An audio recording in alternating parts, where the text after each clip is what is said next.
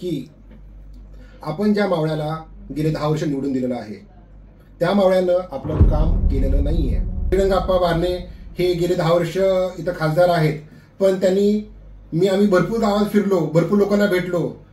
घाटाच्या खालची लोक मुंबई साईडची, ह्यांना तर आप्पा बारणे कोण आहेत, ह्यांनी काय केलेलं आहे खासदारकीमध्ये, ह्यांनी आपल्यासाठी काय केलं हे त्यांना माहीतच नाहीये. तर गोर गरीब जनतेचं काम कोण करणार?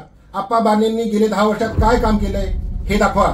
बळीराजा पक्षाचे ज्योतिश्वर भोसले, ऍडव्होकेट ज्योतिश्वर भोसले आपल्यासोबत आहे. जास्त तुमचा वेळ घेणार नाही, मी थेट साहेब तुमच्याकडे येणार आहे. नमस्कार. सर्वप्रथम साहेब एकच सांगेन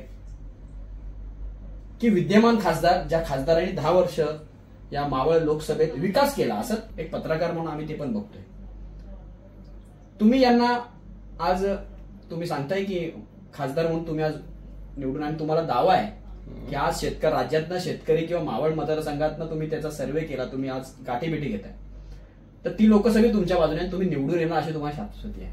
ओके, कसं बघताय तुमचं नेमकं? यामध्ये एक महत्वाची मुद्दा पूर्ण मावळच्या जनतेनं लक्षात ठेवायला पाहिजे की आपण ज्या मावळ्याला गेले 10 वर्ष निवडून दिलेलं आहे त्या मावळ्यानं आपलं काम केलेलं नाहीये, कोणतंही काम केलेलं नाहीये.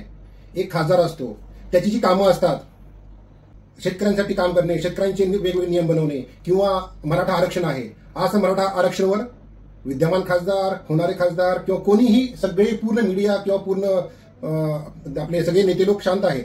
तर हे जर विषय नसणारा, हे जर विषय नाहीयेत ह्या इलेक्शनमध्ये, तर मग आपल्याला यामध्ये ह्या गोष्टी गांभीर्याने घ्याव्या लागतील. आणि आता आप्पासाहेब श्रीरंगाप्पा बारणे हे गेले 10 वर्ष इथं खासदार आहेत, पण आम्ही भरपूर गावात फिरलो, भरपूर लोकांना भेटलो. घाटाच्या खालची लोक मुंबई साईडची, ह्यांना तर आप्पा बारणे कोण आहेत, ह्यांनी काय केलेलं आहे खासदारकीमध्ये, ह्यांनी आपल्यासाठी काय केलं हे त्यांना माहीतच नाहीये. आपल्या खासदाराचं काम काय असतं, खासदारांनी काय केलेलं आहे. खासदार कधीही, इनफॅक्ट आम्ही देहूमध्ये भरपूर ठिकाणी गेलो, तिथंही आम्हाला लोकांची हीच प्रतिक्रिया भेटली की खासदार कधी आम्हाला भेटायला आले नाहीयेत.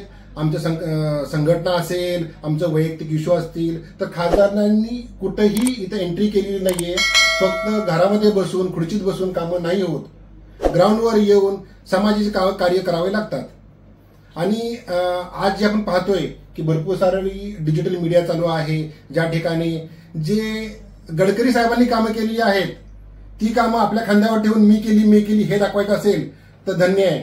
अशी कामं मग कोणीही दाखवू शकतं. आज मी ह्या पार्टीमध्ये तर मी ही कामं केली, उद्या मी त्या पार्टीमध्ये तर मी ती कामं केली. त्यामुळे जनतेनं कृपा करून डोळे उघडावे, समजून घ्यावं की खासदारांनी काम काय केलेलं आहे. गेले 10 वर्षामध्ये शून्य काम केलेलं आहे.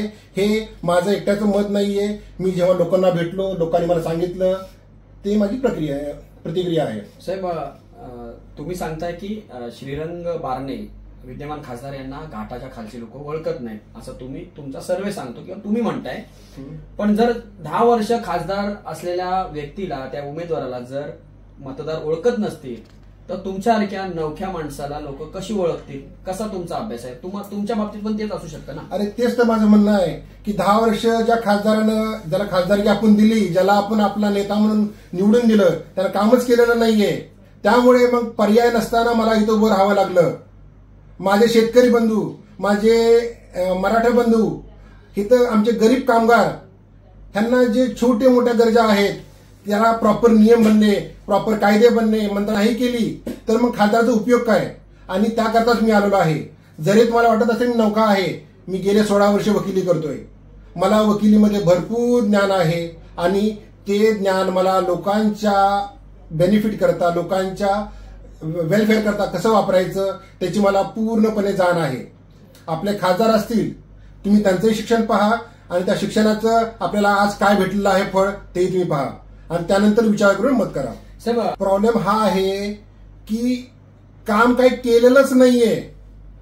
जे काम व्हायला पाहिजे, भले तुम्ही त्या सिडको पासून घ्या तुम्ही कामं, ते आपले माथाडी कामगार आहेत, आपला शेतकरी वर्ग आहे, पूर्ण उरण, पनवेल, नंतर आपला देहूमध्ये, चिंचवडमध्ये, कर्जत, तर या ठिकाणी शेतकरी वर्गाचा तर शून्य फायदा आहे याच्यामध्ये. हे फक्त काय करतात, इलेक्शन आलं, 4 दिवस रंगरंगोळी केली, मेकअप केला, सभा केल्या, झालं, 5 वर्ष पुढचे आम्ही तुमचं तोंड बघणार नाहीये आम्ही तुमचं काम करणार नाहीये, असं मी नाही करणार. आणि त्याकरता हा बदलाव आणण्याकरता मी इथं आलेलो आहे. साहेब तुम्ही कसं बघताय? तुम्हाला असं वाटत नाही का लहान तोंडी मोठा घास आपण घेतोय? रेकॉर्ड ब्रेक गर्दी होती. गर्दी कशी येते, गर्दी कशी आणता येते, हे मला नवीन सांगायची गरज नाहीये. लोक भेटतात, लोकांना आपण पैसे दिले, आपण पेड केलं, गोष्टी केल्या तर लोक येतात. आता भले ते देवेंद्र फडणवीस असतील किंवा बाकीचे कोणते नेते असतील, त्यांनी बोलले असतील ते जिंकलेच, हे काय यांनी भविष्य बघायचं, ह्यांनी काय ठेका नाही घेतलेला. इथं गोर गरीब जनतेचं काम कोण करणार? आप्पा बारणेंनी गेले 10 वर्षात काय काम केलंय हे दाखवा. गडकरी साहेबांचं काम आप्पा बारणेंच्या खिशात टाकून आप्पा बारणेंनी केलेलं आहे. तुम्ही जर हे दाखवणार असेल, धन्य आहे तुमचं. मग जो खासदार आहे त्या खासदारानं त्याच्या पूर्ण विभागामध्ये काय काम केलंय, प्रत्येक आमदाराबरोबर कोऑर्डिनेशन करून प्रत्येक आमदाराची काय इश्यूज आहेत, प्रत्येक एरियाचे काय इश्यू आहेत, ह्याचा एक अभ्यास केलेला आहे का त्यांनी कधी? हे अभ्यास करणं गरजेचं आहे. याबरोबर इथं आपल्याला डेव्हलपमेंट कशी करता येईल. आपण 1956 मध्ये नाहीये, आपण 2024 मध्ये आहे. आणि 2024 मध्ये आपल्याला आपल्या गरजा बदललेल्या आहेत. आपली जी रिक्वायरमेंट आहे त्या रिक्वायरमेंट प्रमाणे आपले नियम बनणे, कायदे बनणे, लोकांना त्याचा फायदा होणे, ह्या गोष्टी करायची गरज आहे. आज पण शेतकरी तडपतोय, मरतोय, त्याची कुणालाही काळजी नाहीये. आपकी बार 400 पार छान नारा आहे, आम्हाला काय प्रॉब्लेम नाहीये. प्रत्येक जण 400 पार म्हणणार, उत्कृष्ट. अरे पण माझ्या गरीब जनतेचं काय? एक खासदार हैदराबादचा, तो पूर्ण पार्लमेंटला हलवतो, तो त्याच्या पूर्ण समाजाला वर उचलतो आणि त्यांनी त्याच्या समाजाकरता प्रत्येक कामं केलेली आहेत. आणि असा आपल्याला जर आपला नेता भेटला जो आपली कामं करेल तर आपली प्रगतीच होणार. मला सांगा, तुम्ही सांगता आप्पा बारणेंनी काम केलं नाही, मी म्हणतो तुमच्या मताशी मी सहमत देखील व्हायला तयार आहे. मग संजोग वगैरे देखील हेच म्हणतायत. मग मला सांगा, मतदारांना तुम्ही काय सांगाल? जर तुम्हाला जर निवडून द्यायचं तर संजोग वागेरेंना का नाही द्यायचं? संजोग वागेरेंकडे तुम्ही कसं बघता? अहो, आम्ही भरपूर ठिकाणी फिरायला गेलो. अक्षरशः एवढे घाण प्रतिक्रिया लोकांकडनं भेटल्या की आम्हाला शिवसेना उभाटा गट जो आहे याचा आम्हाला कणभरही विश्वास नाहीये.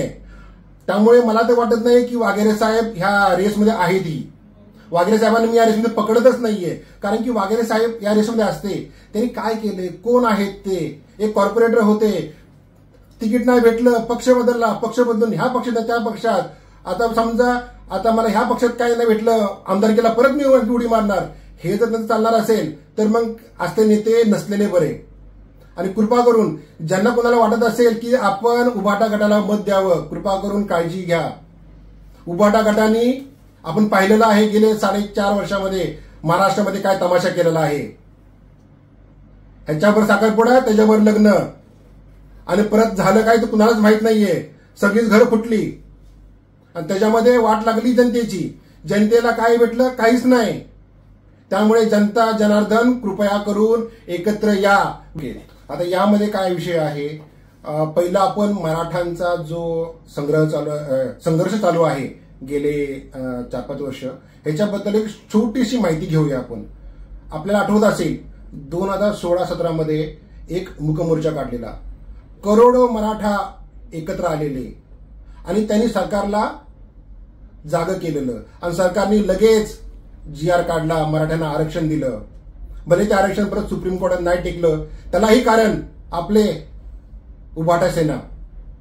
त्यामुळे ना मराठा आरक्षण परत ते डब्यात गेलं. त्यानंतर 6 महिन्यापूर्वी जरांगे दादांनी परत करोडो मराठा एकत्र आणले.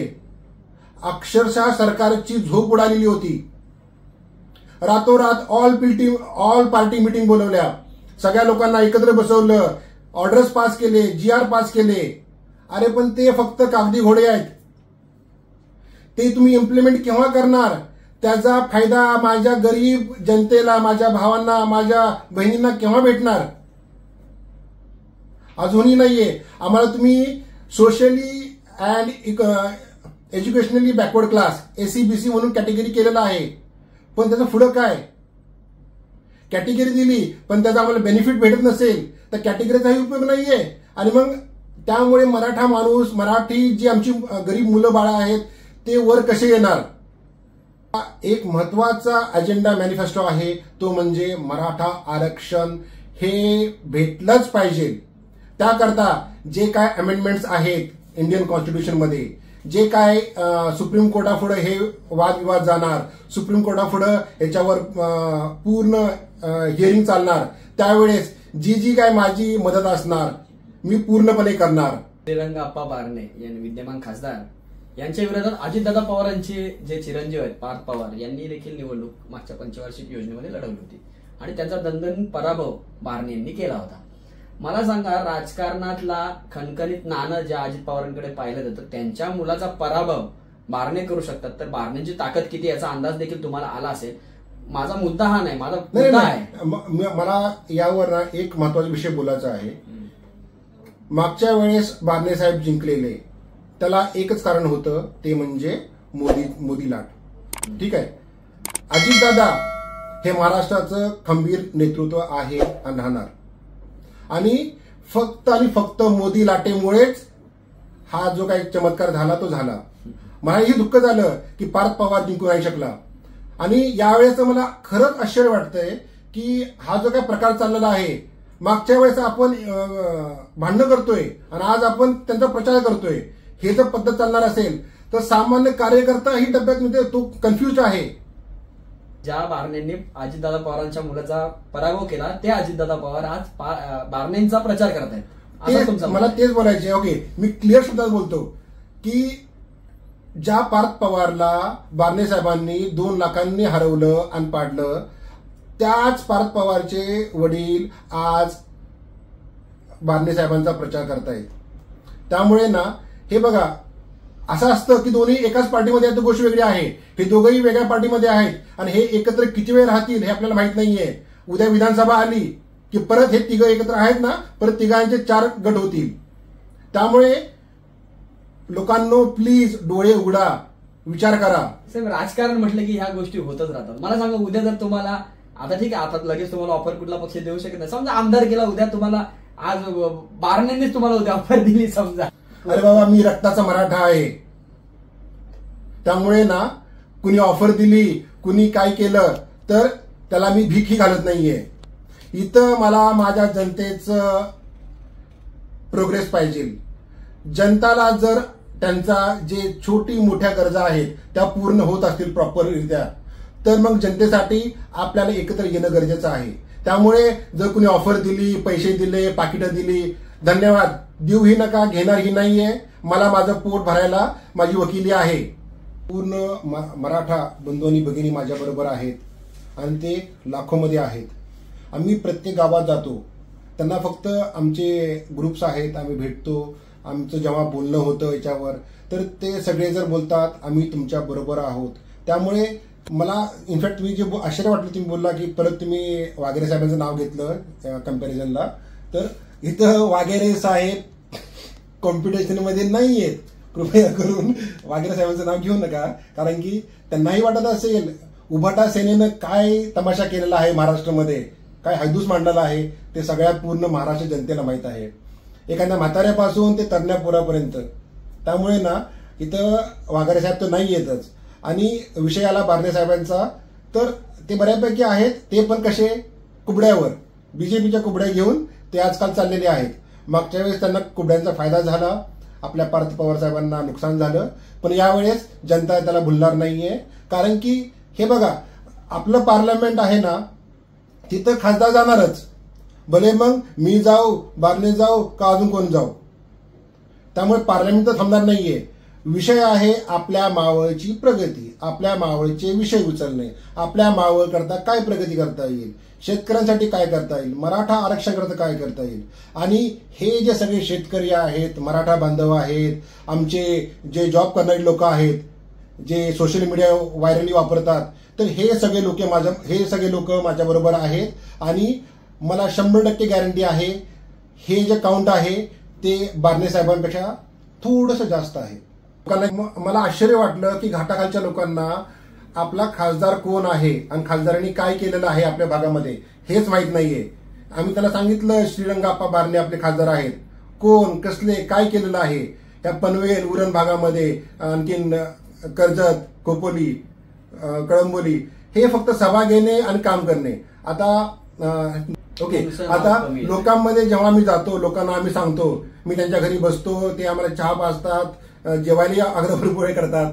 तर फक्त सांगायची इच्छा हेच आहे ना, लोकही खुश आहेत की एक नवीन चेहरा येत आहे आपल्या पुढे आणि आपल्यालाही आपली बाजू मांडायची जागा भेटत आहे.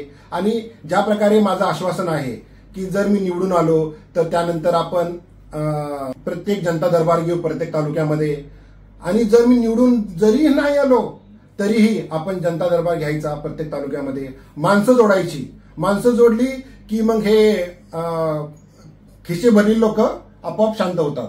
कसं आहे, आपण माणसं जोडली, माणसांचे प्रॉब्लेम सॉल्व्ह केले तर आपलेही प्रॉब्लेम सॉल्व्ह होतील आणि आपल्याला एकत्र येऊन प्रगती करता येईल. आणि ज्या प्रकारे आम्ही लोकांना भेटलो, गावोगावी फिरलो, तर लोकांची खरंच प्रतिक्रिया खूप छान आहे. आम्ही त्यांना क्लिअरली बोललेलो आहे, जर तुम्हाला कोण काही पैसे देत असेल, जेवायला घेऊन जात असेल, बिंदास जावा, कोणताही संकोच ठेवू नका. पण त्याबरोबर मत देताना आपलं बहुमूल्य मत, एक मत आपण दिलं चुकीच्या माणसाला तर पुढचे 5 वर्ष आपल्याला परत तोच त्रास सहन करावा लागेल. शिकलेल्या माणसाला मत द्या. मी वकील आहे, मी गेले 16 वर्ष वकिली करतोय, मी शेतकऱ्याचा मुलगा आहे, माझीही शेती आहे सातारला, आणि त्याबरोबर आपण एकत्र येऊया, काम करूया आणि प्रगती करूया. आमचं चिन्ह आहे बळीराजाचं, आमचं शेतकरी आणि ऊस चिन्ह आहे, आणि माझा अनुक्रमांक आहे 4. तर आपलं जे व्हीव्हीपॅड येतं त्याच्यावर 4 नंबरला माझं नाव आहे ॲडव्होकेट ज्योतिश्वर विष्णू भोसले, आणि चिन्ह आहे शेतकरी आणि ऊस.